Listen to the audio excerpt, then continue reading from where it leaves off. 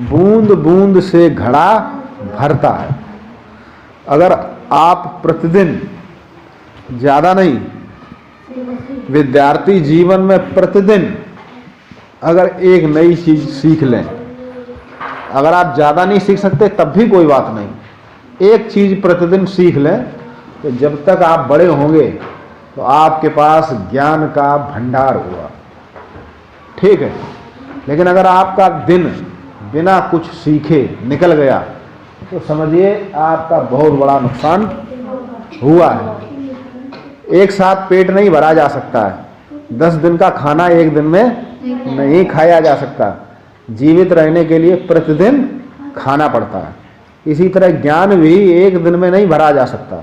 अब बोर्ड परीक्षाएं चल रही हैं तो बच्चे जो साल भर घूमते रहते वो इन दिनों मॉडल पेपर लेकर रट्टा मारते हैं और फिर कुछ का कुछ लिखकर आते हैं। तो आज बात करेंगे रडार। रडार क्या होता? तो देखिए, हमारी सीमा पर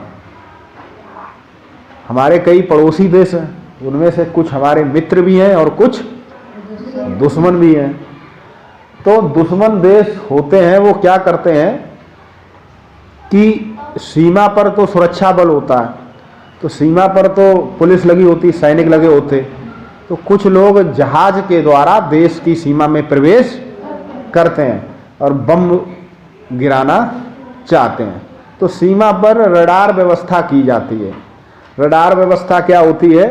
एक ऐसी मशीन होती है जिसमें इलेक्ट्रोमैग्नेट, विद्युत चुंबकीय तरंगें, एक प्रेसी के द्वारा, प्रेसी का मतलब भेजने वाले, और दूसरी ग्राही, दूसरा उसको ग्रहण करता है, और दोनों मशीनें एक ही मशीन से कनेक्ट होती हैं। तो पता चल जाता है कि कौन सा जहाज कहां पर सीमा पर घुस।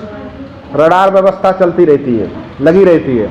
तो सीमा पर जैसे ही जहाज घुसा तो मशीन के द्वारा सिग्नल दिए जाएंगे।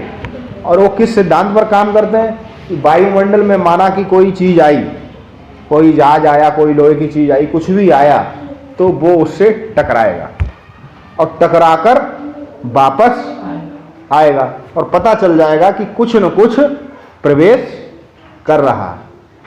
चमगादड़ भी जो है इसी तरह रात्रि में दिखता नहीं चमगादड़ को, लेकिन अपने खतरे को कैसे पहचानता कि वो कुछ तरंगे आवाज निकालता है, और आवाज अगर कहीं कोई चीज है तो उससे टकराकर वापस आती है उसके पास, वो समझ जाता है कि सामने कोई